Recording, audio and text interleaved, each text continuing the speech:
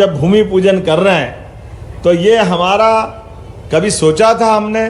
पुराना कलेक्ट्रेट उज्जैन का जो कोठी पैलेस था उसका पुराना वाला कलेक्ट्रेट कहाँ था? तो पुराना कलेक्ट्रेट रिगल टाकीज के उस नगर निगम के पुराने भवन में था। एक समय ऐसा आया, अंग्रेजों ने उज्जैन में रेजिडेंसी खोलना चाहिए। सिंधिया महाराज ने कहा कि ये गलत होगा, उनको देना नहीं था, तो उनकी कोठी भवन ये बना तब से कोई कारण से खाली था। तो रातों रात सामान भर भुरा के तांगे वांगे उस समय रेलगाड़ी से पूरा पूरा कलेक्ट्रेट उठा करके अपने वर्तमान के कोठी पैलेस में पहुंचाया था। ये लगभग 90 साल पुरानी बात है, लेकिन समय पलटता है वापस। ये हमारा फ्रीगंज क्या धूमधाम से कलेक्ट्रेट का आज भूमि पूजन कर रहा है। जोरदार अभिनंदन करें नए दौर के नए समय के लिए। अनिल जी ने सब बोला, लेकिन मुद्दे की बात अनिल जी भूल गए। सतीश जी, अनिल जी, अब अपने को विधानसभा में फार्म भरना है तो वहां पैदल पैदल दूर जाने की जरूरत नहीं पड़ेगी, घर के पास ही फार्म भरे।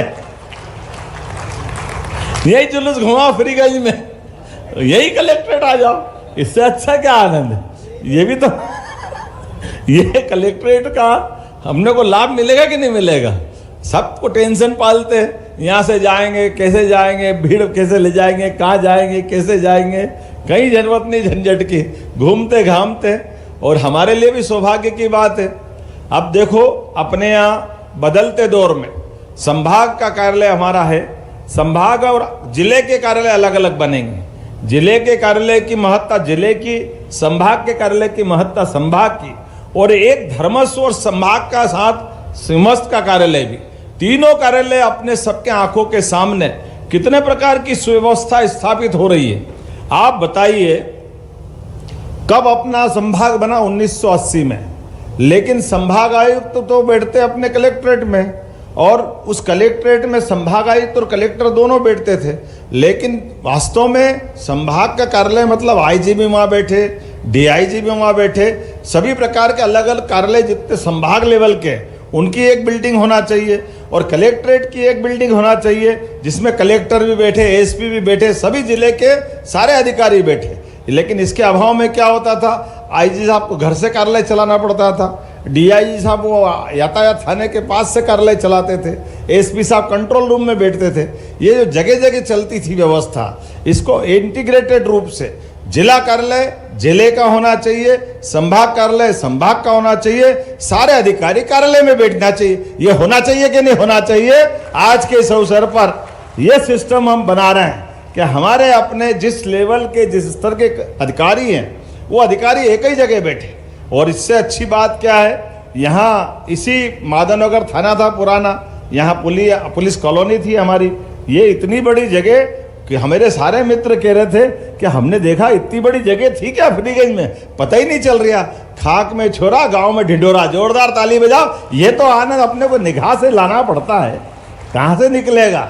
सब मिल जाएगा, जहाँ चाह वहाँ राह। और आप भी तो अपने बीच में और बड़ी संभावना भी छिपी हुई है, लेकिन आज मैं उस पर बात नहीं कर रहा हूँ। आज तो जो हो रहा है इसका मॉडल भी इतना अच्छा बन रहा है कि जो हमारी पार्लियामेंट बनी नई, वर्तमान की लोकसभा, जोरदार ताली बजाओ माननीय नरेंद्र मोदी जी के लिए।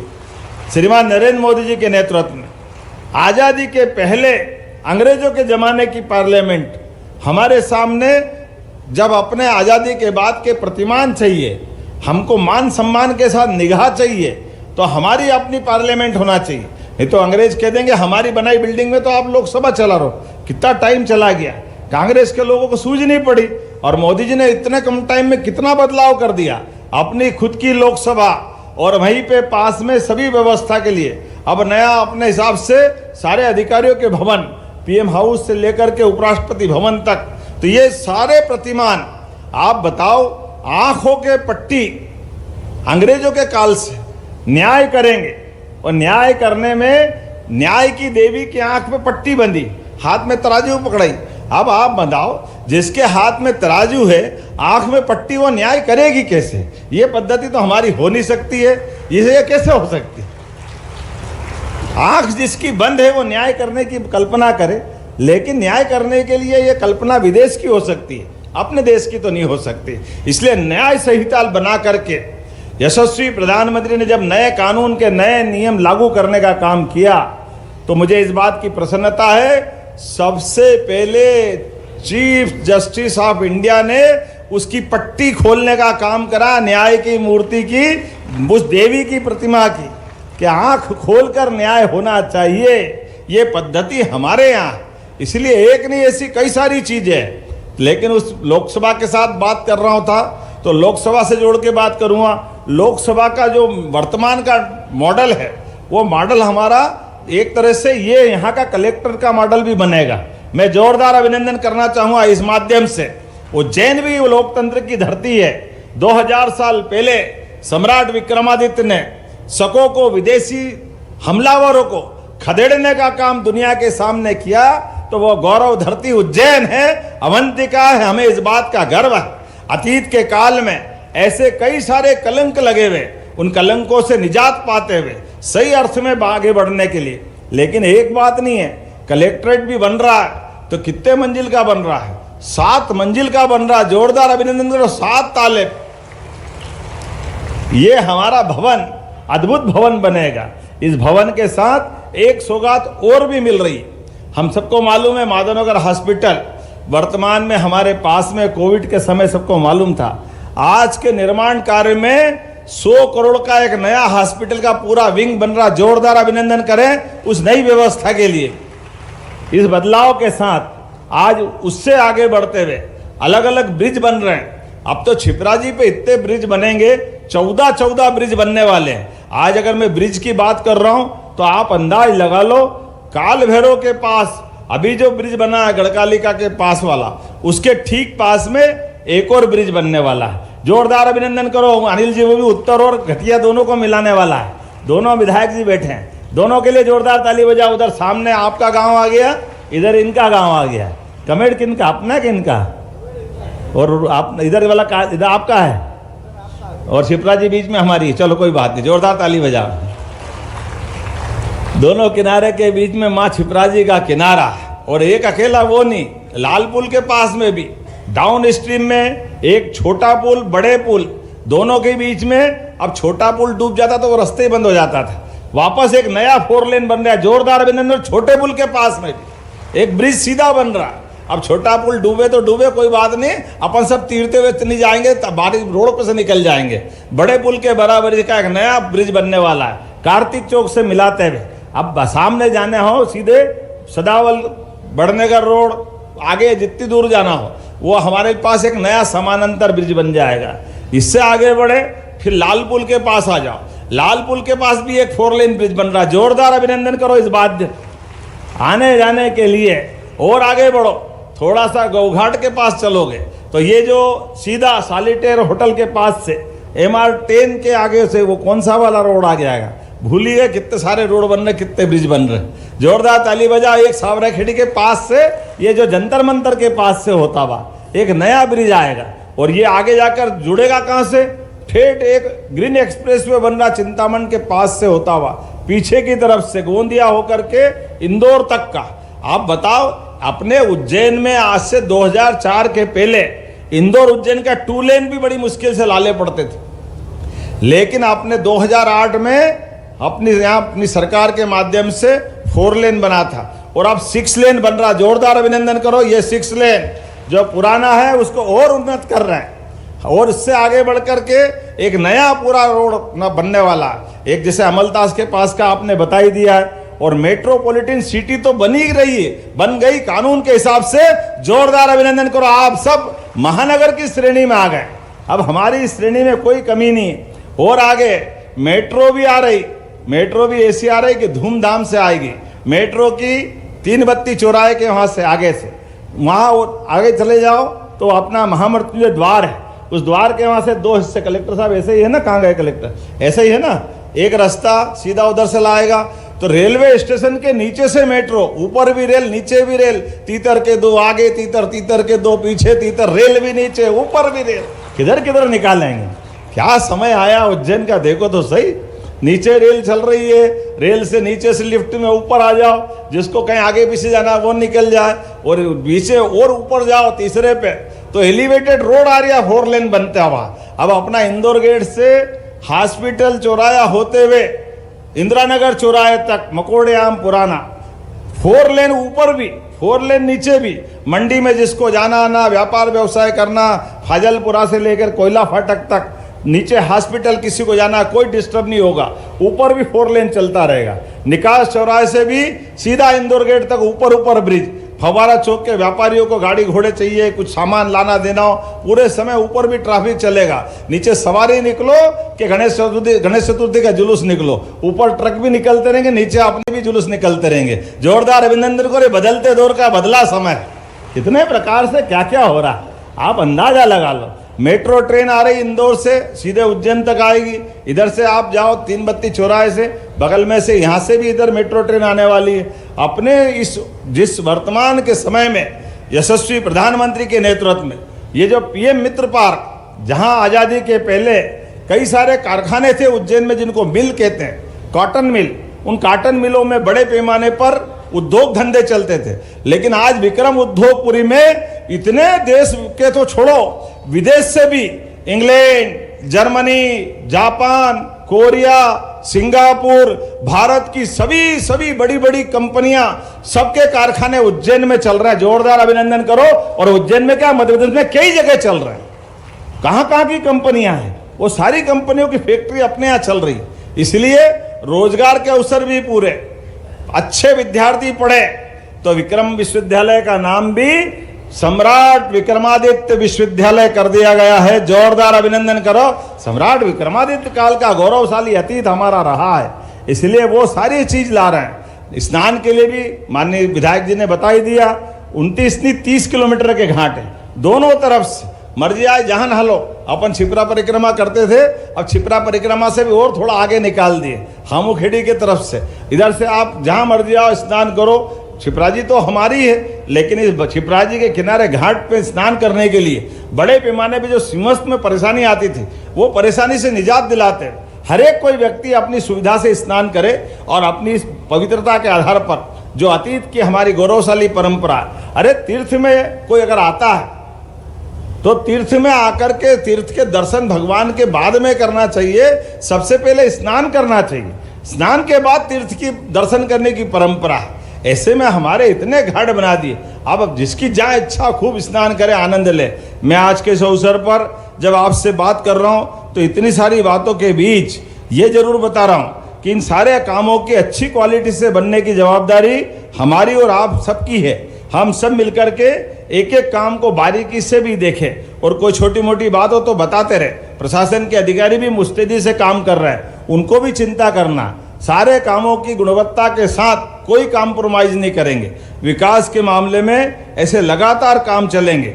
अब मैं आज के इस अवसर पर यहाँ जेल के परिसर की बात भी बताना चाहूँगा। जेल के अंदर भी सेंट्रल जेल है, लगभग 19 करोड़ 18 लाख के काम वहाँ भी चल रहा है। जोरदार अभिनंदन, आज उनका भी भूमि पूजन यहीं से कर रहे हैं। और अभी तक तो इसी सर्किट हाउस में बहुत भीड़ पड़ती थी। अब क्या एक ही रास्ता तो नहीं रह गया, अब दूसरा रास्ता भी चालू करना पड़ेगा। तो एक रास्ता तो यहाँ चलेगा, यहाँ सर्किट हाउस रहेगा, और एक आपका अनिल जी उत्तर में भी बना रहा है, ये मुरलीपुरा के पास वहाँ भी सर्किट हाउस बन रहा है, उसका भूमि पूजन भी आज हो रहा है। जो जिधर आए उधर रुक जाए। अपने पास तो मेहमानों के आने जाने के रास्ते ऐसे होना चाहिए। अपनी सारी सुविधा तो ऐसी है, इधर भी हो तो इधर, उधर हो तो उधर। आज अपने बीच में ऐसी कई सारी चीज़ों की बहुत सारी सौगातें मिलती जा रही है। मेरी अपनी ओर से जब मैं आपसे बात कर रहा हूँ तो पंचकोशी कैसे भूल सकते। पंचकोशी 118 किलोमीटर की, वो सिमस्त में भी पंचकोशी आती। ऐसे में पंचकोशी के सारे पड़ावों पर, 6 ही पड़ावों पर, जिसमें सतीश जी 3 तो आपके ही क्षेत्र में आते हैं। जोरदार अभिनंदन करें। 14 करोड़ 52 लाख की लागत से सारे पंचकोशी में भी निर्माण कार्य कराए जाएंगे।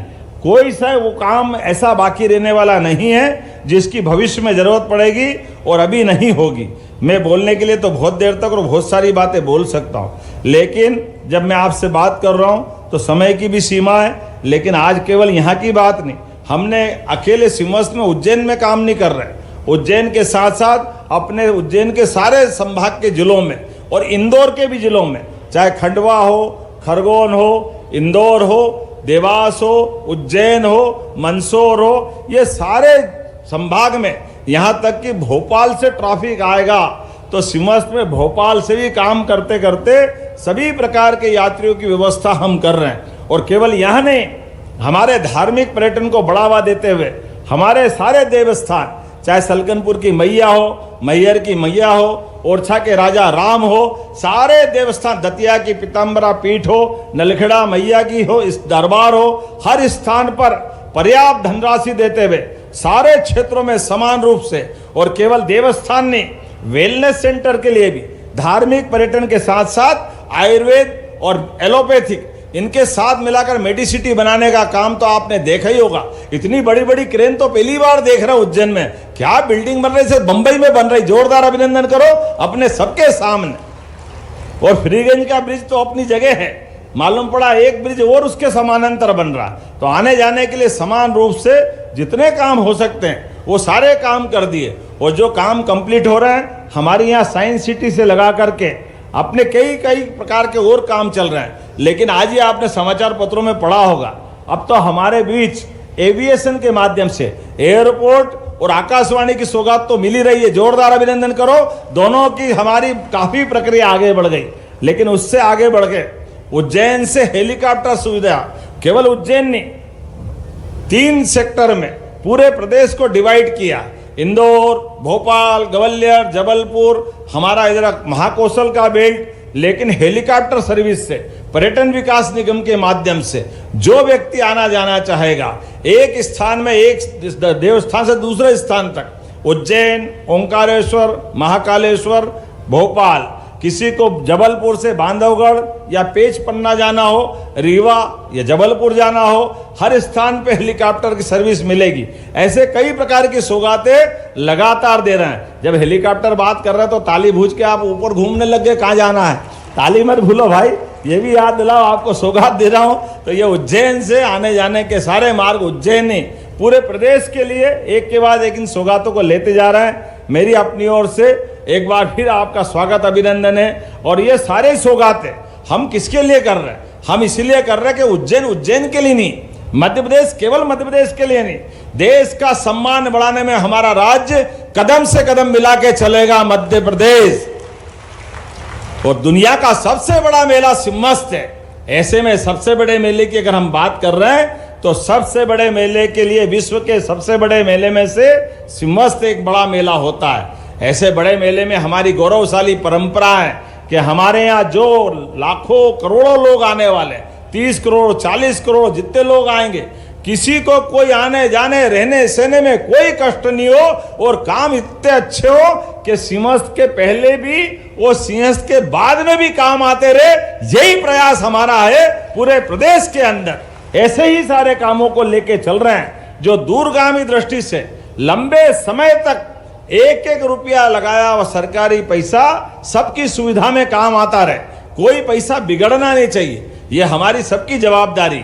जब मैं आपसे बात कर रहा हूं तो 2 दिन पहले, यद्यपि हमारी सरकार को लगभग 1.25 साल हुए हैं, लेकिन हमने कई प्रकार के और काम किए जो किसानों के हित में है। खास करके याद करो, पिछली बार जब हमारी सरकार बनी थी तो हमने कहा था कि हम भावांतर या हमने बोनस की बात करी गेहूं में, तो एमएसपी पे गेहूं था 425 रुपए, 2425 रुपए क्विंटल का, और हमने 250 का बोनस अपनी सरकार के माध्यम से दिया। इधर गेहूं बेचा, उधर 15-20 दिन महीने भर में उनके खाते में पैसे आए। ये हमारी सरकार है, जो कहते वो करके दिखाते। सारा बोनस अपने अपने किसानों के खाते में पहुंचाया। हमने धान के ऊपर बोनस की बात कही थी। धान का बोनस पिछले 8 दिन पहले मैं स्वयं बालाघाट से गया था, और सारे 6.5 लाख किसानों के खाते में धान का बोनस भी हमने भेजा है। अब हमने सोयाबीन के लिए 35 लाख किसानों के लिए, यद्यपि एक बार जोरदार अभिनंदन माननीय प्रधानमंत्री नरेंद्र मोदी जी के लिए भी करें, जिनके नेतृत्व में कहा हमारी सोयाबीन 3000 के आसपास घूमती थी, उनके रहते रहते लगातार बढ़ते बढ़ते अभी पिछले साल 4800 सोयाबीन थी, इस बार 500 का और इजाफा करते हुए एमएसपी में अब 5328 रुपए कुंटल हुई, और 5328 रुपए कर दी। लेकिन हमने इसमें और छूट दे दी। कोई बात नहीं किसान भाइयों, आप अपनी फसल केवल भावांतरण की आप अपना पंजीयन करा लेना 5 अक्टूबर से 25 अक्टूबर के बीच में, और जब फिर 1 नवंबर से आप फसल बेचने जाओ, आपकी फसल 5000 की बिके, 4600 की बिके, 4500 की बिके, जो पैसा घटेगा सरकार आपको घर बैठे पहुंचाएगी। ये हमारी योजना, हमारे पास पैसे की कोई कमी नहीं।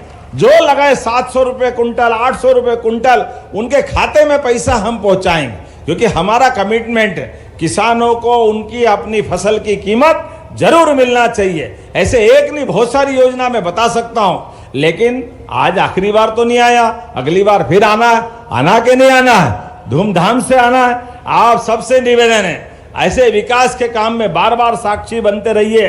और अपने यहाँ अभी वापस दशहरे के अवसर पर धूमधाम से महाकाल बाबा की सवारी आएगी।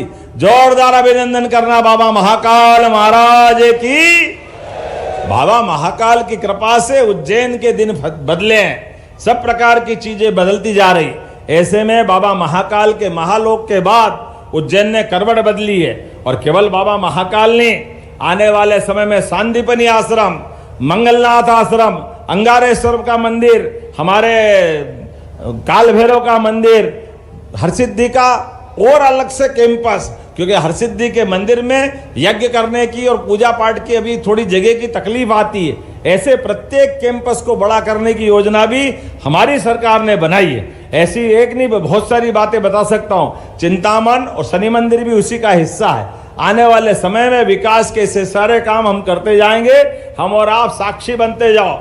अपने हाथ में पैदा होना नहीं है, परमात्मा ने मौका दिया है। हमारा जन्म उज्जैन में हुआ और हमारी जीवन धन्य हमारी आंखों के सामने बदलते दौर का मध्य प्रदेश देख रहे हैं। और बदलते दौर के मध्य प्रदेश के न केवल हम साक्षी बन रहे हैं, बल्कि कदम से कदम मिला करके हम इसके सहभागी बन रहे हैं। और उज्जैन सहित हम सबका भाग्य है, परमात्मा हमको मौका दे रहा है। जोरदार अभिनंदन करें सारे अच्छे कामों के लिए।